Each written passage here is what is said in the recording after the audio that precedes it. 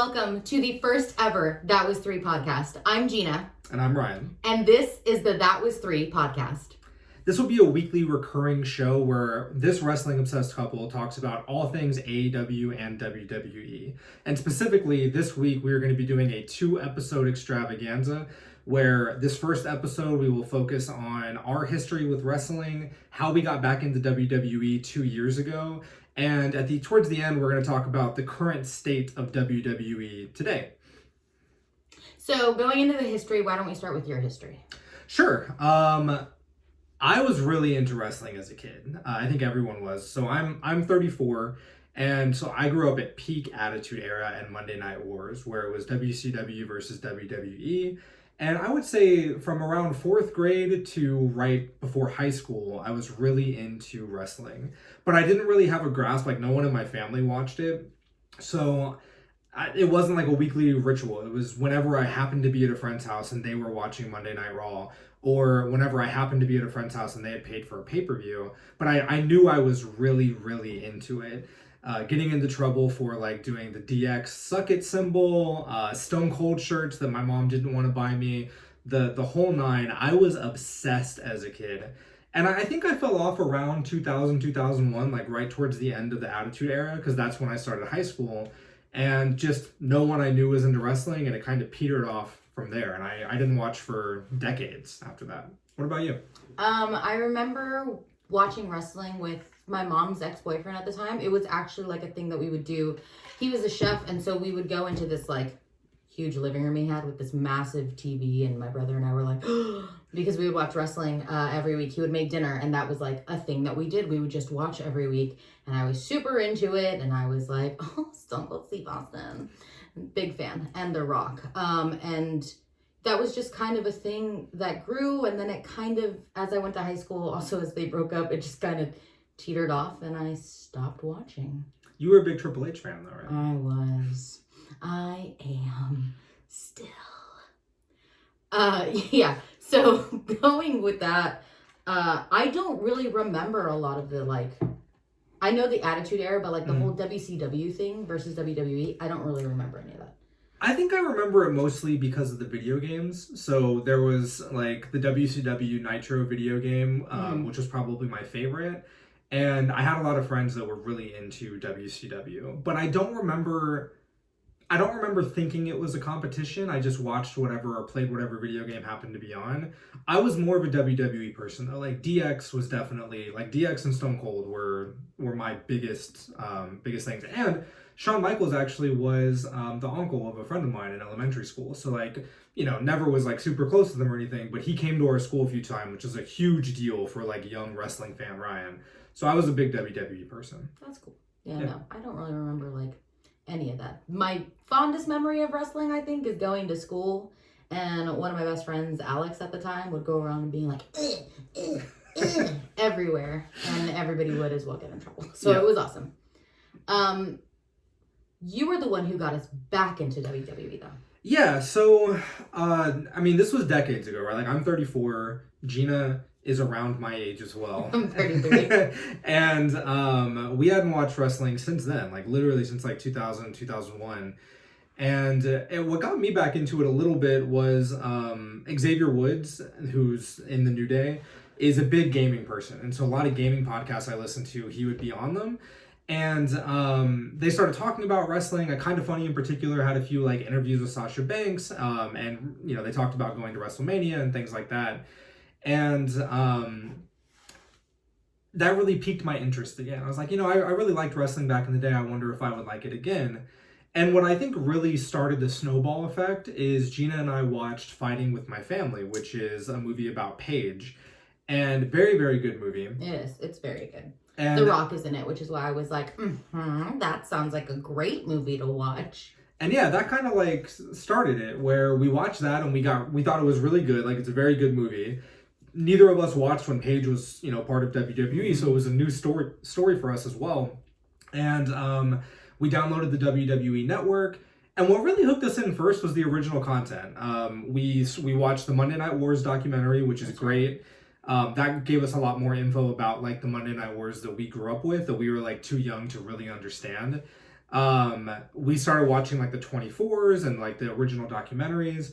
But I think what really solidified, especially you, I was in from the initial documentaries. I knew I wanted to give it a try.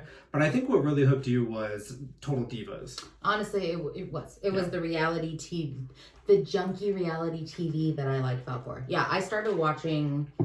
Well, because when we were watching wrestling, Total Divas would pop up on the you might watch this. Right. So I started watching that, and I shockingly loved Nikki Bella. At the beginning, I was like, and then I was like, oh my God, we're the same person almost with all our anxieties and daddy issues. It's amazing. So once watching that, I actually got to know the Bella twins and Nia Jax and Trinity, Naomi, and Natalie, Natalia, yeah. How dare you, sir? But Natty and Paige was on it as well, which is why we started watching it also. So it was really that, and then everything else that spinned off of that I was watching. And then we decided to watch our first show. So, for anybody who's watching and, hasn't given, the Total Divas or Total Bellas a chance or kind of, rolls their eyes at that, I will say I really enjoy those shows, too. I would have never watched them if it wasn't for her, but once she started, getting into it, I really enjoyed them. And it introduced us to a lot of the newer wrestlers that we wouldn't have known otherwise. So, we got to know the Usos from that. We got to know Brian from that. Naomi from that, all these wrestlers that we wouldn't have known otherwise. It kind of gave us some context when we were coming into watching actual WWE. Yeah, and it kind of gives you when you're watching that and you have no connection to these people at all, it's really nice to oh yeah, do you remember we saw him on Divas? And oh yeah, that Uso, he's married to Trinity. Naomi. And so then we started our first episode. I remember this vividly. So I mentioned Xavier Woods is a big part of the reason why I started watching wrestling. And I knew the New Day just, based on what he had done. So I was really excited because I knew Kofi was the champion. And I didn't know that before we started getting ready to watch it. And the first episode we ever watched of Smackdown was the first episode on Fox, the premiere on Fox back in 2019. And it was the episode where Brock Lesnar, in 7 seconds or whatever it was, just murdered Kofi Kingston and won the title. So we started off on a great foot with WWE. But I think it was really... I think that was the first episode of SmackDown we watched. I think we watched Raw first, though, that same week. And what was your initial impression? I remember looking over at you being like, ugh. I don't remember, so I don't have a really great memory the way this one does, but the only thing that I really remember, because I think it was even before Divas that we watched our first match. Maybe. Because I remember this shorter guy just jumping around and doing all these springy things and me being like, oh, it's the flying squirrel! And it was actually Daniel Bryan. Yeah. And I was very hooked and I was like, look at him fly! As he would jump around the things. Yeah. But other than the entertainment of it, I was also like, oh, this is middle school acting up in this ring. And it was lovely. Well, honestly, not even just the acting part of it, but I think we were both very underwhelmed when we started watching. We had our memories from the Attitude Era and that nostalgia. And we first started watching Raw where King was still the announcer. So we had that touchstone immediately and I was like, oh, he's still doing it. Yeah. And then the match started and I was like, oof. Yeah, I remember thinking, was it really this fake when we were watching before? I don't know if it was just an off show because I don't know if us becoming fans along the way, us actually being like, oh yeah, that looks great, as opposed to the first one where I was like, dude, your leg didn't even hit him. Come on. Yeah, it may have just been an off show because I do think SmackDown was better. Yes. But it was rough. People clearly weren't hitting. The bumps just didn't look real. It was odd, I will say. Definitely not what we were expecting. But then not too long after that, I wanted to give it a shot. We had a free month of the WWE Network, and I knew that there was a pay-per-view every month. And so it was going to be Hell in a Cell. 2019 was our first pay-per-view. Yep. And I knew that Sasha Banks had a Hell in a Cell match. And Sasha Banks, I knew was my girl. I mentioned Kind of Funny. It's another YouTube podcast channel. They had interviewed Sasha Banks. And so just based off that, I was like, she's the one I'm going to follow. And so we decided to watch Hell in a Cell. And that blew us away. The quality of wrestling compared to like the weekly show that we had Yeah. watched at the pay-per-view was night and day. And I think it was the first match of the pay-per-view was Becky versus Sasha in Hell in a Cell. And at least in WWE, I stand by that is still my favorite match that we've ever watched. Like, I love Sasha Banks, I love Becky. That first Hell in a Cell that they had was so good.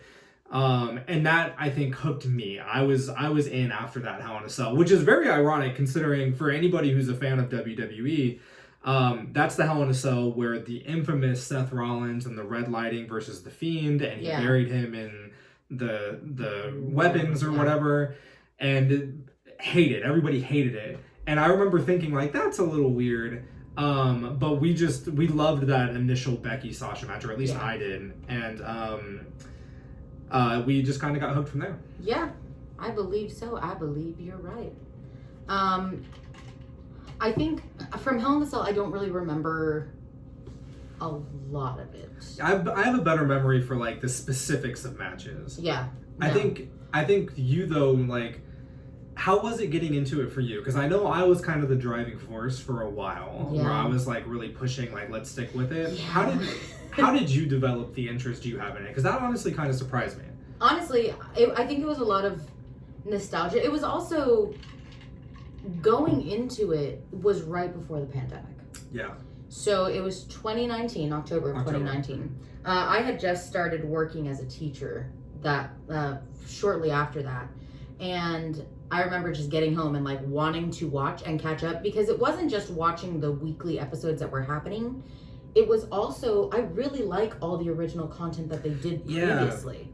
All of the like 24s and Chronicles and stuff like that. Mm-hmm. So like I kind of just became really invested, and the storylines at that time, like the writers were like, not fully, but they were pretty on point with a bunch of their stories and a bunch of my like favorite wrestlers. Yeah, like Braun Strowman at the time, and I love Drew.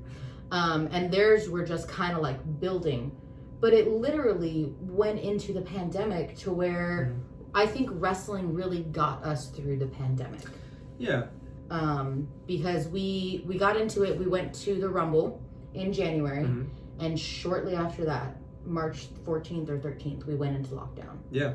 So you got into it more than I was expecting, and I do think the original content helped, which is recently they haven't been doing that as much, which is unfortunate. I wonder if it may just be the pandemic caught up with them and like they weren't able to film as much, so they didn't have the material to do.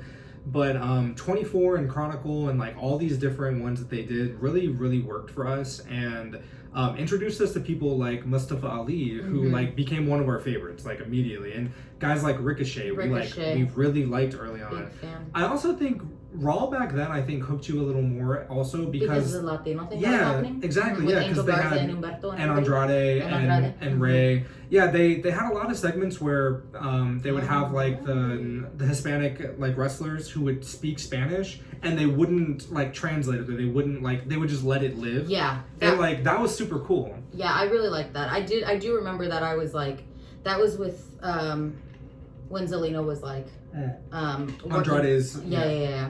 And I really liked that because it was kind of like, it was in the middle of the Black Lives Matter movement, and like how important that Black lives are, and then more stuff started happening, and I kind of, in the craziness of 2020 and all the big movements and the big things that were happening, I really tried to touch more into who I was, and seeing the representation on WWE by Zelina and by Humberto and like all these people who were from Mexico in parts that I lived very close to originally.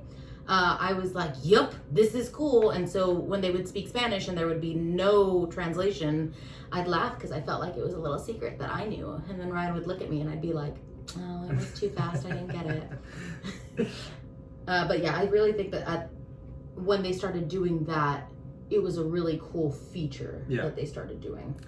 And so you mentioned the Rumble. We've only been fans again for 2 years, but we have had the opportunity to go to a few shows. Yeah.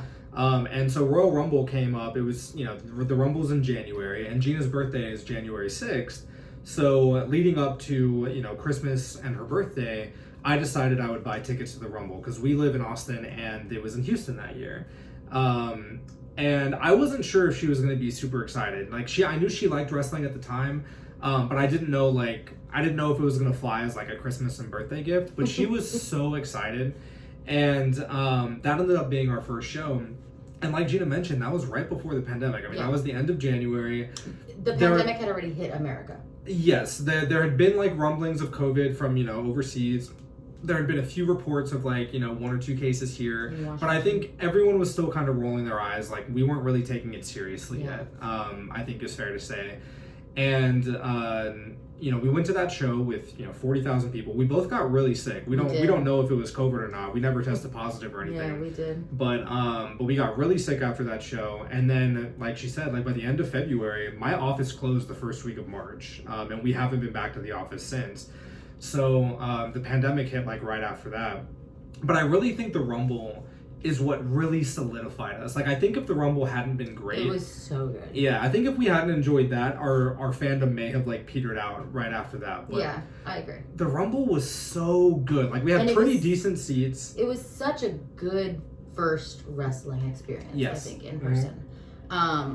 Yeah, our seats were like they weren't like front 3 or anything like that. Like our seats were pretty good seats though. They weren't bad. On the edge of a we were in staircase railing. So we weren't on the floor. We were on like the first section. It's a baseball stadium, so we were over huge. By like third base. If it was set up to be a baseball stadium, and we were like maybe 8 rows back. Like we weren't super far back. And I mean, it's a baseball stadium. Like a lot of what we were watching was on the jumbotron because you're so far away. But they were pretty decent seats. Yeah. And that was the show. So like we both really liked Drew. Do you want to explain why you like Drew McIntyre?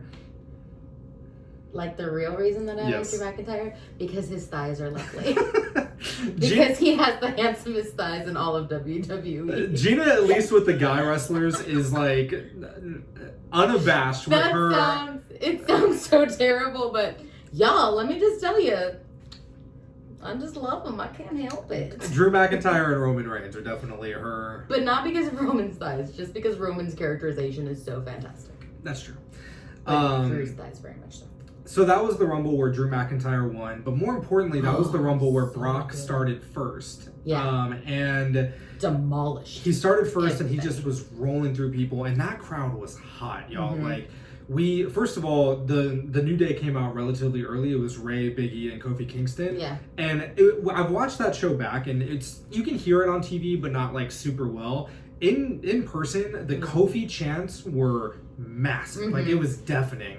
And the crowd was so hot because Brock had beaten Kofi in that way for the title back, when we first started watching. Yeah, in October. And then Brock just like rolled through the field up until the point where Drew eliminated him. And then the whole crowd sang the like nah nah nah nah like goodbye. That pop though was like even thinking of it now, it was just everybody's just on their seats and our entire row was all sitting like it was just him and I, and then like next to a bunch of people, and our friend Matt was down way, and like as soon as he just like knocked him over, everybody just roared, and I screamed and cried because I was so excited. Yeah, and I got real invested that day. And we liked it. That weekend we did the whole trip. So they were in 3 cities in in Texas, and we did Smackdown on Friday. We did NXT on Saturday. We did the Rumble on Sunday, and we did Raw on Monday. So it was a long wrestling weekend. That was the weekend that Kobe.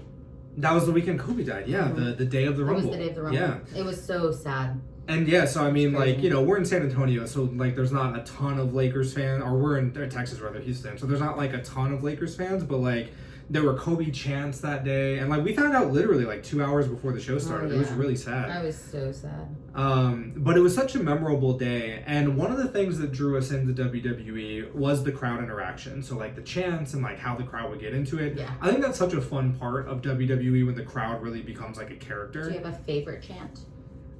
The Cena sucks. Let's go Cena sucks. Do you have is probably least my favorite chant? The what chant is I my know. least favorite. I hate the what chants. If you chant what, I don't like you. It bothers me so much. But anyway, so that show was so good, and the crowd interactions in that show were so good. And that was when Edge came back, and like neither one of us watched when Edge was a thing. I don't think. I did a little bit. I remember him from the Brotherhood, and I remember the TLC match, but I don't have like super nostalgic memories for Edge. Okay. Did you watch when he was more of like a star? I don't think so. When I was watching, it was still the Hardy Boys. Right, him versus the Hardy Boys. But I don't remember him. He wasn't like not that he's not a standout performer, right. But he wasn't a standout performer in the time for me. Same. For some reason. Yeah. So we didn't have, I didn't have a ton of nostalgia for Edge, but I knew how big that was for like everyone else. So it was super cool being there for that moment. Oh yeah, that was crazy. So the Rumble was just fantastic, and there were other good matches. Like the Women's Royal Rumble that year was fine. Charlotte ended up winning, which, whatever. Yes, she did. Gina loves Charlotte. I do. But yeah, that was our first show, and I think that's really what solidified. And then, like Gina mentioned, we went into the pandemic, and honestly, it was. We got so invested that at a point, wrestling was the only thing that was on our TV. Basically, yeah. Like the only thing we were really watching, at least together, was wrestling for a while. And yeah, we got really invested in WWE. We would watch. I think with Raw, for the most part, we do the fast forward to like specific matches that we're interested in because it's just so long. And also the writing's not great. The writing on Raw is very hit or miss. There's been times where it's gotten good, in spurts, but overall it's been pretty mediocre since we've been watching. Yeah. But anyway, so to go over the shows that we've been to as well, we also went to Money in the Bank this year. I think that was, other than WrestleMania, that was, I think, the first show back with a crowd. It was the Texas tour. And when it was here in Texas again, it was in Dallas, so we made sure that we were there. And we went to that whole weekend show. We went to, again, well, we didn't do SmackDown. You really wanted to. But I was so mad. And SmackDown was when Cena came, Cena was back, and it was good. But yeah, we didn't do SmackDown, but we did do Money in the Bank and Raw. Yeah. And we were there for the Cena pop, though. Yeah, when Cena returned at Money in the Bank, yeah.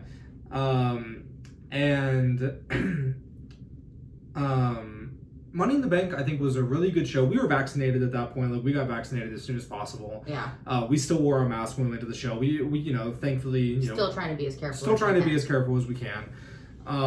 But we went to the show, and Money in the Bank, I think, was really good.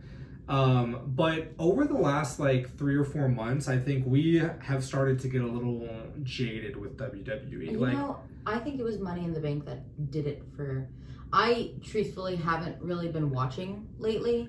I go and do the WrestleMania updates and things like that, and I kind of just keep up with it. Yeah, I keep up with it, but I'm not watching every Monday, Friday anymore. It's a lot to keep up with. 5 hours of television every week is a lot to keep up with. But yeah, so Money in the Bank, I really thought Money in the Bank was good. I thought both the Money in the Bank ladder matches were really good in terms of the match. You were really upset with Nikki winning. I was so angry about it. That is literally, at that point, I was like, don't care. And it's not her as a person. Right. I just am not, we will get into this later, but I'm just not... I just don't like the current character. And I know it's something she wants to do, and I appreciate that for her, but I feel like the writers have no idea what to do, they're just trying to figure out anything. And teaming her up with Rhea, we're going to get into it later because it very much bothers me. Okay. Yeah, this might be a good opportunity actually to talk about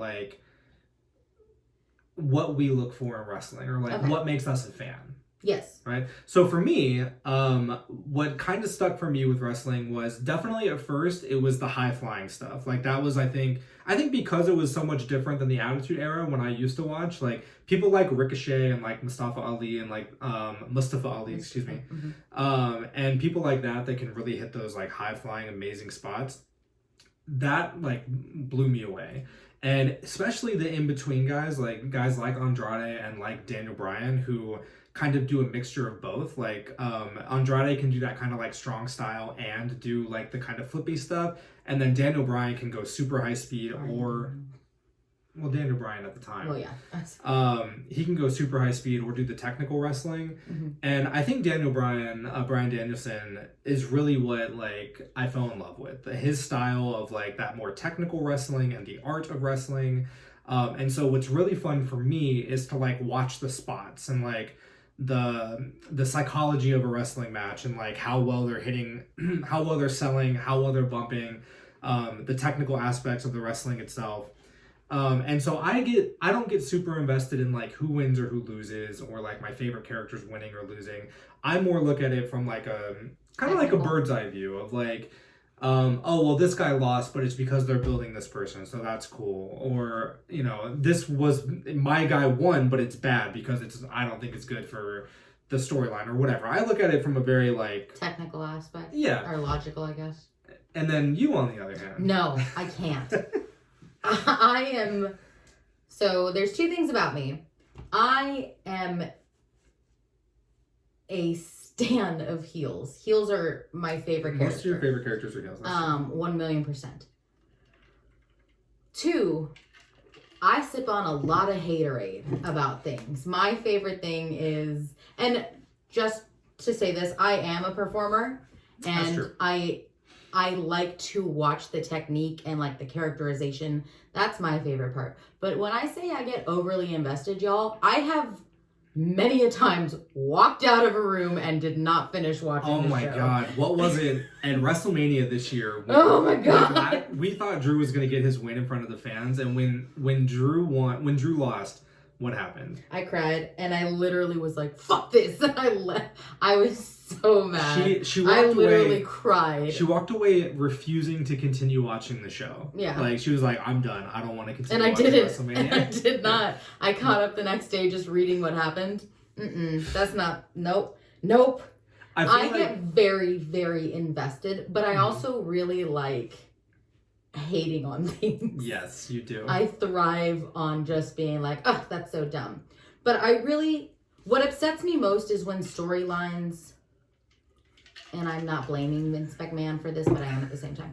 When storylines change randomly, like Braun or Adam Scherr now, it is a perfect example. Because he got all ripped and healthy and sexy and was like, yeah, I'm coming back. And then they had a package that was like, oh, you've never seen me, blah, blah, blah, blah, blah. And then they released him. Yeah. Like, what was the point?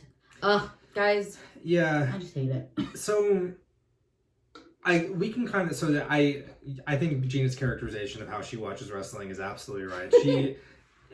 I would say you're a kayfabe fan. Like, you get really invested in like the people you like you react as if it's real, like that, and which I love. I feel like that's what they're going for when they write these shows.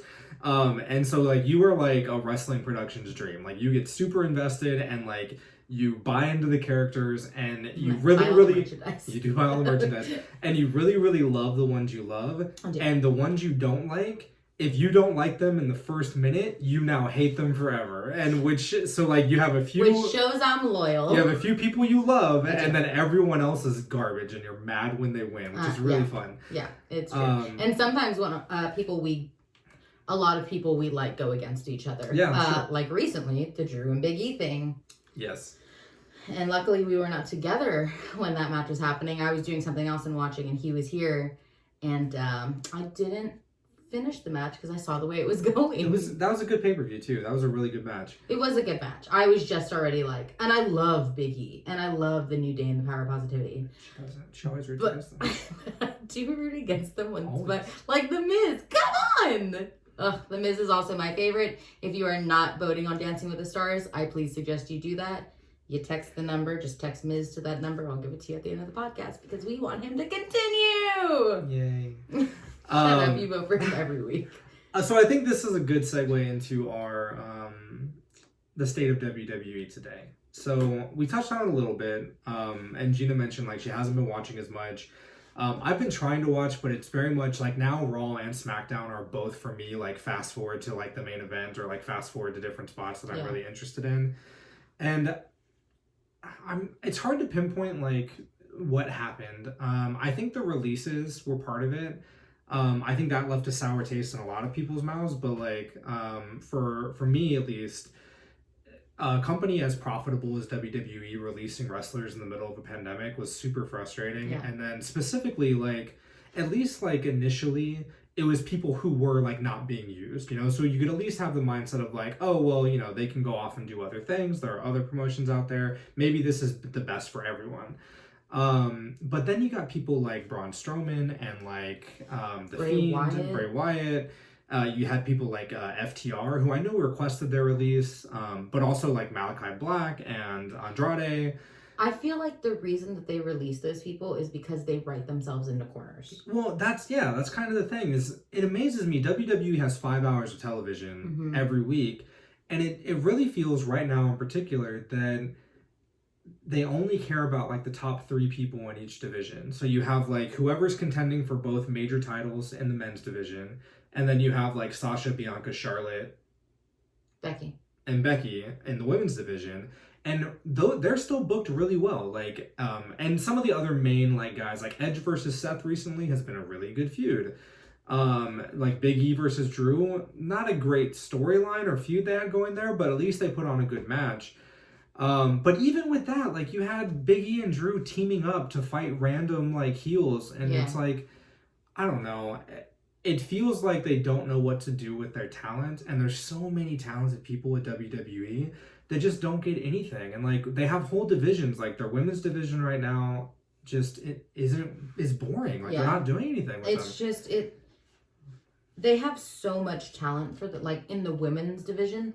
They have so much talent, and I completely respect Becky and Sasha and Bianca. Amazing. They're fantastic, like standout performers, and I cannot wait until Bayley comes back because I know she's on her way, and I'm Bayley's so excited. Yeah, she's like easily the best crowd pleaser out of everyone. But like Carmella is one. I did not like Carmella at the beginning. I was very much like no. Well, no, I kind of like this character that she has. I hate this mask thing that the mask is really dumb, but Carmella is great. Why doesn't she have a better storyline with Liv? Like, and that's the thing is that they split up the Riot Squad and released them, and like more power because Ruby Soho is doing great. Yeah. But what the heck? Like to push Liv where into a corner where she's only doing the same 1 or 2 shows a week, like Liv is a weird one because like clearly she's a fan favorite. Like we were at Money in the Bank and that whole crowd wanted Liv to win that. Truly. And she's clearly a crowd favorite, and WWE like I think what the problem with WWE, especially in, you know, we're not really going to talk about AEW this episode. We're going to talk about AEW next episode, but especially like since we've been watching AEW. I think one of the issues WWE has is they feel like they need these really dramatic, like amazing storylines in order to justify matches. And that's why we get like so many rematches and why we get so many rehashes of the same angles. Whereas I think sometimes they don't need matches for these like mid-card. They don't need storylines for these mid-card matches. Like just instead of having Liv versus Carmella for freaking seemingly forever, like 4 months in a row, have them fight other people for no reason other than it's a wrestling show and you need matches for people to fight. And then you could have Liv, I don't know, win some matches and like start to show off what she can do and then come back and beat Carmella. Like that's an easy storyline to tell. Yeah. Right. And it just feels like if they don't have like we think this is an amazing storyline, then the people just get left in the back, it's sad. It's very much like, and bless her heart, the Nia Jax one. Mm-hmm. Like, her and Shayna, I was a Shayna fan, Shayna stan. But, like, they took away the entirety of who she is. She is a badass bitch. Like, that is who she is. And putting her, and then putting her behind Nia, who, like, Nia is great. But Shayna is like fan-fucking-tastic. Is she Ronda Rousey level? She could be if they pushed her that way. And I get it. She's a little green on the mic a lot of the time. Yeah. But I think they could have done so much with her just dominating. Yeah. And then making her into a stronger character instead of placing her behind Nia, who, no offense, but why was she like the epitome of the women's title? Well, and like part of the problem with that is without actually being a part of the women's title. Yeah, well, the problem with the women's tag team division in particular, and men's tag team also, is again they clearly don't know what to do with it. So like there are no women tag teams. So you have Shayna and Nia, who I thought had a pretty good run with the tag team titles. I wasn't a fan of it at first, but at least they like held them for a while and like they had some like decent matches and some decent storytelling. but like there are no other women's tag teams right now because they don't build up any. WWE does not build up their mid card at all. There's the few top people and that's it. So I guess to get to the point, like we just had the draft. We just watched the season premieres of SmackDown and Raw this week, and it was very weird because WWE was tweeting out like a new era of SmackDown, a new era of Raw, and everything we got were rematches. Every major match on the show was a rematch. I think what they were trying to do is they were trying to give the idea of the attitude era of like we're changing it and doing something different. Yeah. And like I know they've tried to rebrand before, but I think their only successful one was the Attitude Era. But I think this is what they were trying to go for upcoming by changing the cards so separately. Also, why put the New Day together just to break them up again? Yeah, that's weird. Although I guess now that we know Xavier won King of the Ring, at least it makes sense that they're pushing them separately. To not be completely negative, because we do still like WWE. We do. Crown Jewel was a really good pay-per-view. They still are putting on really good matches, despite, I think, the lack of, like, good storytelling and, like, some of the continuous rematches. Some of the matches that we're getting are really, really high quality. We love Roman Reigns. We do. Love Roman Reigns. Oh my gosh, he's so good. I think his run as Universal Champion is the best thing that we've seen since watching WWE. 1,000,000%. He's honestly why I keep coming back to SmackDown every week. Yeah, he's great. Even this Brock thing. He's great. The Paul Heyman angle is great. Oh, so good. Everything they're doing is good. I think it's lost a little bit of steam. I think I was more of a fan early than I have been lately. Because I feel like it's the same story of they want to make him look strong. Why keep bringing in the Usos, who are doing great? Usos are doing great. But I agree. I understand that he's a heel, but I think sometimes WWE is also afraid of clean wins, which is a little frustrating. Roman continuously needing help from the Usos in order to beat people is getting old. Like, if Roman is dominant, let him be dominant at least once or twice. Yeah. And they've done that with, like, Kevin Owens. I thought his run with Kevin Owens was really good. And they even did that, like, let's do a steel cage to prevent interference. And there was still interference. And it's like, at some point, let's let him win clean. But we love Roman. I love Big E. I am so happy that he's getting his chance to be champion. I hope that they let him shine. I hope that they let him keep it for a long time. And I think him versus Seth is going to be great. I think Seth is a great first, like, partner for him for, like, a real feud. I like this angle. I think it took a while for Seth to find his footing. Yeah, after that Hell in a Cell, our first pay-per-view. After the eye thing. But I think Seth is a great heel. We really enjoy that. I really like Damian Priest. They're not doing a lot with him, but I love Damian Priest, and I'm really glad he's the U.S. champion. He's getting better on the mic. He's getting much better on the mic, and he's so good in the ring. Yeah. And we love Bianca. We do. And we like Rhea. I don't like what they're doing with Rhea right now, but we really like Rhea also. So there's a lot of positives going with WWE. And honestly, I think the competition with AEW is making them better. Crown Jewel is an amazing pay-per-view. The recent SmackDowns where they went head-to-head with AEW for that 30-minute stretch, that main event with Becky and Bianca, I think it was that day. And Sasha interfered. That was excellent. So I think AEW becoming more prominent is a good thing. Yeah. I agree. So that's everything we're going over this episode. Yeah. Do you want to tell them what we're doing in the next episode, which comes out tomorrow? Sure. Yeah, so we mentioned moving forward, this is going to be a weekly recurring podcast, and we're aiming to upload on Saturdays. So come back on Saturdays, and we will have weekly recaps, reviews, opinions on what has happened that week in the world of WWE and AEW. Unless it's a pay-per-view, then we will upload the day after. Yes, we will try to upload after any major pay-per-views for either major promotion. Unless we're at that pay-per-view, then it'll take a couple days.